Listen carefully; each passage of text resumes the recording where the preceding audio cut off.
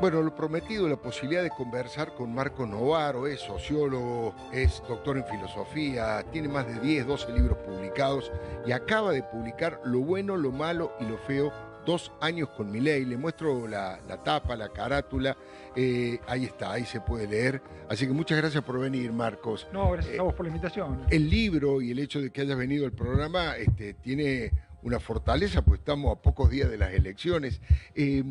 Bueno, es muy interesante cómo vos planteás tratar de no dejarte engullir por la grieta y tratar de ver lo bueno, lo malo y lo feo. Es más, hacer como una especie de, no sé, plegaria esperanzada. Ojalá que lo bueno pueda engullir a lo malo y a lo feo. Pero contame la génesis, un poquito cómo se te ocurrió, una demanda de tu propia capacidad de análisis. Sí, sí, surgió un poco, bueno, estos 2 años han sido muy agitados, digamos, con muchas discusiones con amigos, colegas, eh, tanto en el ámbito académico como en el ámbito de la comunicación, Claro, claro.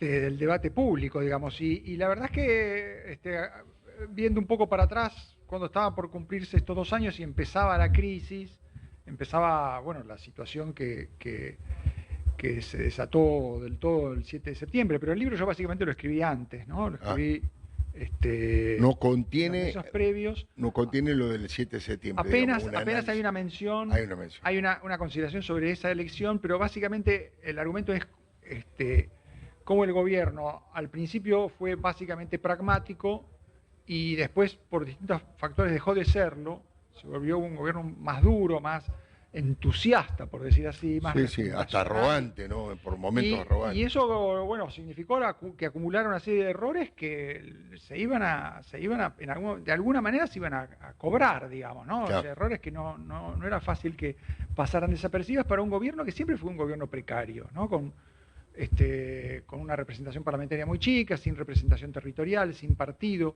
con una oposición enfrente muy dura, muy salvaje, digamos, ¿no? Que en gran medida se benefició de la polarización, porque Claro.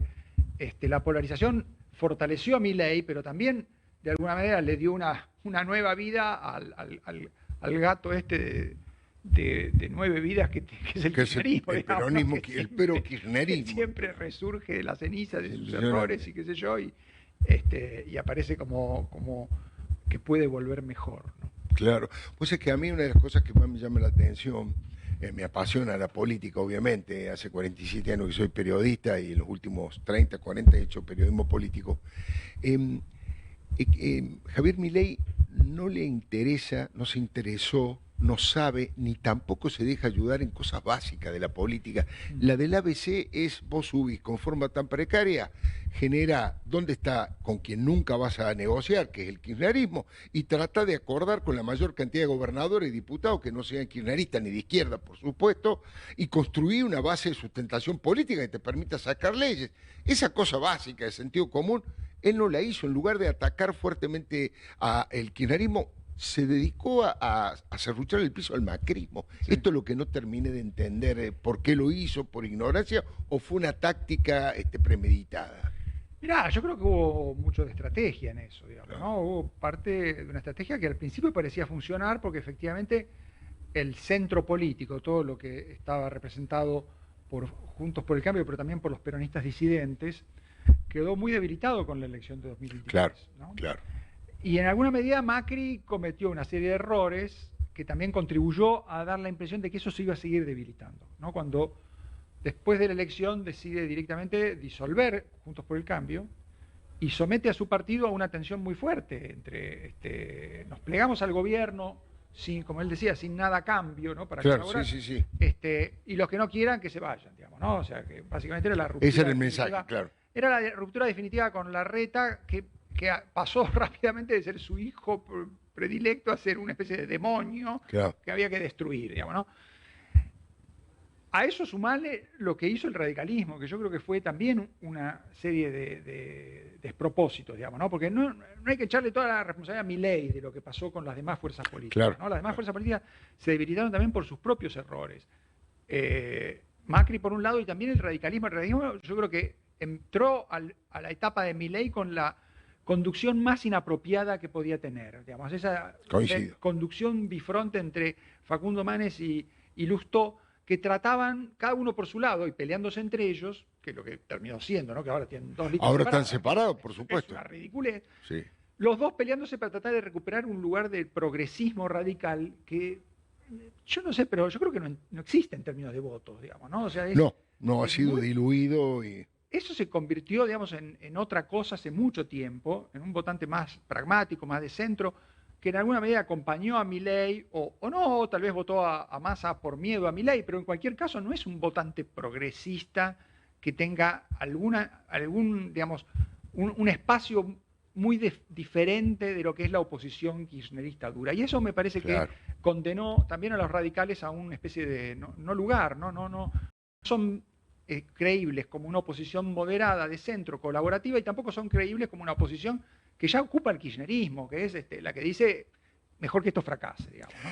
Yo creo que, no sé si compartís, me da la sensación de que ese espacio llamado progresismo lo malversó como tantas cosas, lo profanó el kirchnerismo, entonces ha quedado muy desprestigiado ante las clases medias, ¿no? Bueno, no hay espacio para... Claro, lo que se llama progresismo en Argentina es básicamente la posición reaccionaria que tiene miedo de cualquier cambio, que significa aceptar las reglas básicas del mercado y del mundo capitalista tal como existe hoy, digamos, ¿no? Que es, si vos no tenés un prestamista en el mercado, necesitas el Fondo Monetario. Eso es la lógica, pero vos tenés problemas si no tenés prestamistas voluntarios, es porque vos hiciste las cosas mal, no porque el mundo financiero te quiere... Te castiga ni te persigue. Eso es muy, muy viejo, muy de los 70. A partir de que tiene ese problema, especie de trauma con el lugar de Argentina en el mundo y qué es progreso hoy, a partir de eso adopta unas posiciones ridículas sobre el mundo que yo creo que explican por qué muchos progresistas no se dan cuenta lo antisistema y desubicada que es la posición del kirchnerismo en materia económica. No hay ninguna izquierda latinoamericana que sea tan antisistema como el kirchnerismo. Vos hablás con los comunistas uruguayos, con los comunistas chilenos, y nadie te va a hablar de que tiene que romper con el fondo, que la solución para su país es no pagarle la deuda a los organismos internacionales, o negar que Estados Unidos tiene un lugar relevante en el modo en que se negocia el comercio, las finanzas del mundo. Sin duda. Esa visión antiimperialista muy ridícula, yo creo que en Argentina existe casi exclusivamente, se puede comparar con Venezuela, con Cuba, no porque el kirchnerismo sea castrismo, sino porque en ese aspecto son muy antisistema, están muy fuera del mapa, digamos, ¿no? No, y además con un baño de corrupción y de relaciones muy tóxicas con estos países que acabas de nombrar, ¿no? Todo eso y que ni siquiera tienen la gloria romántica de haber hecho ninguna revolución. Básicamente es una especie de política antisistema para hacer todo tipo de latrocinio. Porque la izquierda chilena, por lo menos, suponete, puede reivindicar lo que fue el gobierno de Salvador Allende, que no tuvo ningún caso de corrupción y fracasó por otro tipo de motivo y fue sometido a un golpe de Estado de Pinochet, pero bueno, el kirchnerismo barro peronismo no tiene para reivindicar a una figura como la de Alfonsín en el radicalismo. No existe. Por eso me parece que ahí hay un trauma que tiene nuestro digamos, la izquierda del espectro. Claro. Que abarca desde el trotskismo hasta este progresismo un poco, digamos, equívoco, digamos, ¿no? Que es bueno, que realmente es un problema que tiene el sistema político y la oferta política argentina. No se equivoca del todo Trump cuando dice, bueno, si hay un 45% de los argentinos, si uno proyecta la elección de la provincia de Buenos Aires, que vota a alguien que dice que no va a pagar la deuda, nosotros no vamos a poner plata ahí, digamos, porque nadie va a poner plata en un país así. Por supuesto. Los bonos argentinos, si eso triunfa, claramente no valen nada. Pero no porque hay... una conspiración en marzo. No porque el sistema es perverso, sino porque vos estás logrando que los bonos no valgan nada, porque le estás diciendo que no vas a pagar, ¿no? ¿Y cómo es esto que contás en el libro del juego del loco que acorrala a los adversarios? Recuerdo, estamos hablando con Marcos Novaro, sociólogo, 2 años con Milei, lo bueno, lo malo y lo feo. Acaba de publicar Edaza, un ensayo realmente recomendable, como todas las columnas de Marco, un gran analista. ¿Cómo es esto del juego del loco? ¿Vos decís que se hace el loco Milei? Yo creo que en gran medida sí. Bueno, viene a cuenta de todo este asunto de qué es lo feo, digamos, ¿no? Claro. Hay cosas feas que hacen los gobiernos en situaciones de emergencia que son inevitables. Algo de motosierra era inevitable. No, por supuesto. Y eso tenía apoyo popular, ¿eh? No solamente tenía apoyo popular, sino que tenía lógica. ¿No? Tenía lógica porque claro. a ver, vos no podías generar confianza a un gobierno que era tan precario en una situación tan difícil si no dabas un golpe sobre la mesa y decías, mire, acá va a haber un orden, que es este.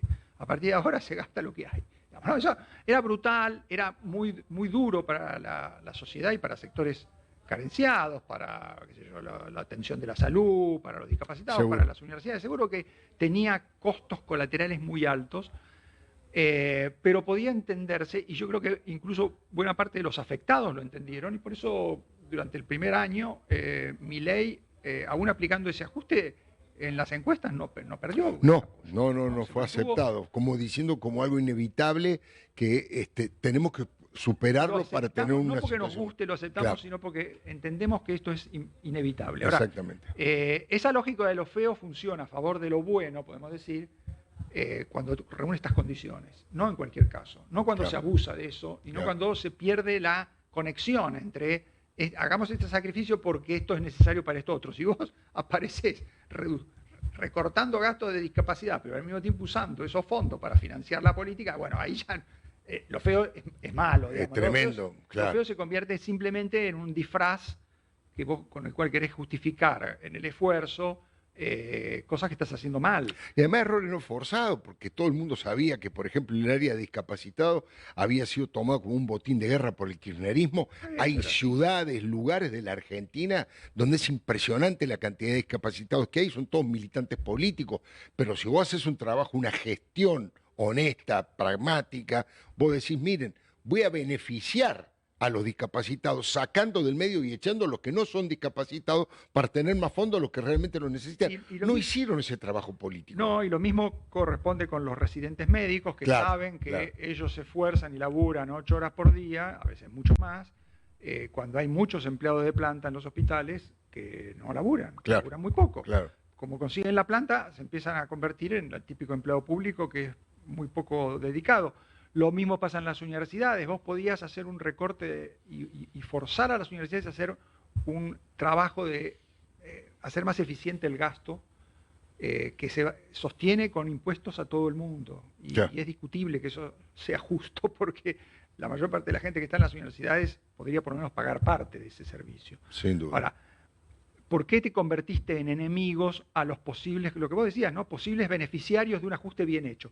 Porque no pasaste a tiempo de la motosierra al bisturí. Al bisturí. Y eso me parece que es parte de una serie de problemas que empezaron a cargar al gobierno cada vez más en los últimos tiempos.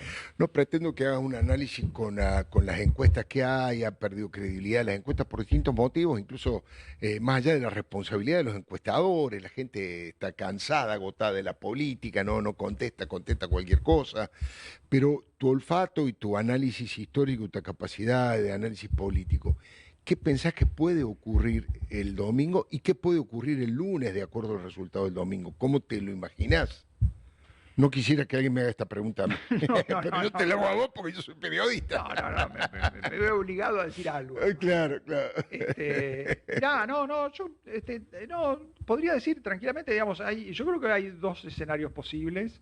Hay un escenario que es malo para el gobierno, él sale abajo del kirchnerismo por una diferencia. En cantidad de votos, en diputados, en senadores. Y eso no se puede disfrazar por nada, por mayor dibujo arbitrarias y más o menos manipuladas que todos van a tratar de hacer, de sumar cosas que no son iguales, digamos, pero que eso va a ser parte del despelote del domingo a la noche, va a ser cómo se suman los votos, porque es una elección donde hay una enorme heterogeneidad territorial y una gran fragmentación de las fuerzas y las áreas. Pero bueno, más allá de eso, si es evidente que el gobierno saca menos de un tercio de los votos y el kirchnerismo sí reúne alrededor de 40 puntos, bueno, el gobierno va a estar muy complicado porque este es un gobierno que se ha sostenido básicamente en la opinión pública. Si no tiene esa ventaja en la opinión pública, todas las otras desventajas van a pesar mucho más. Sin duda. Entonces, aún con la asistencia norteamericana, al gobierno le va a resultar muy difícil, no digamos ya hacer las reformas, sino siquiera aprobar el presupuesto,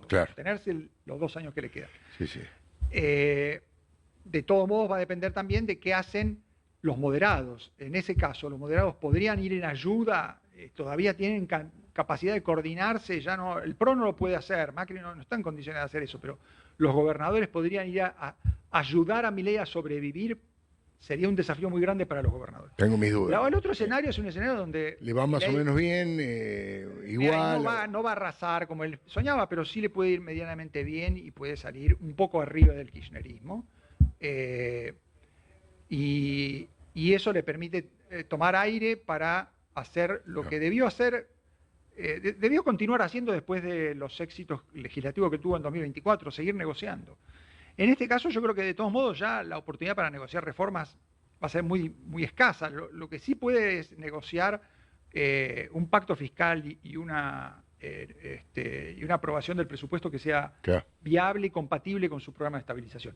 Y eso le puede dar un aire, junto con el apoyo externo, para que los 2 años que vienen sean menos malos que este último. Digamos. Yo creo que lo que hay que evitar es que el gobierno siga cometiendo los errores que cometió en este último año, ¿no? 2025 ha sido un año muy malo en términos de su política. De gestión si los 2 años que faltan los hace más parecidos a 2024, creo que puede legar algo que a futuro se le va a agradecer a Milei, que es, bueno, finalmente hizo un trabajo muy duro, muy costoso y muy feo, para seguir los términos, pero que alguien tenía que hacer, digamos, ¿no? Claro. Dijiste lo del apoyo norteamericano. ¿Notás que todo lo que está haciendo Trump, más allá de las declaraciones de las últimas horas, que es para discutir en forma aparte, pero digo, es una injerencia, sirve para los votos, le sirve al gobierno para la estabilidad, porque ya en los últimos tiempos ni siquiera alcanza para controlar el dólar, ¿no? ¿Cómo ves el rol que está jugando Trump o ves en la campaña argentina? Mirá, es imprescindible porque claramente Argentina no tiene prestamista de última instancia después de haber agotado la posibilidad de ir al fondo, y apareció especie de ultimísima instancia, digamos, ¿no? O sea, después de la última instancia viene la ultimísima instancia. Una ayuda estratégica de Estados Unidos, que creo que además está planteada con muy pocas condicionalidades, digamos, ¿no? No le están diciendo hacer tal reforma, abrir vaca muerta en otras inversiones, echá a China, a las empresas chinas tal y cual. Están diciendo negociar en el Congreso y empezar a juntar reservas, que es lo que le dicen todos los argentinos sensatos, los economistas. Entonces, me parece que eso es imprescindible, dadas las condiciones muy precarias de este gobierno y dado que, bueno, la oposición es muy desafiante y muy antisistema, como decía, y los argentinos desconfían por historia, digamos, ¿no? Porque van a seguir desconfiando por mucho tiempo.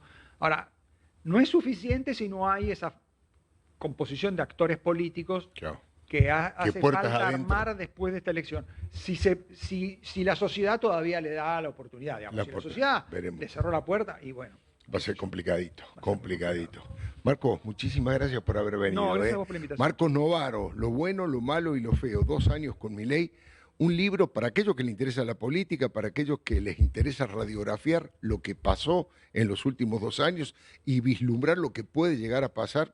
Absolutamente recomendable. Gracias, ya venimos. Gracias, Marcos. A vos.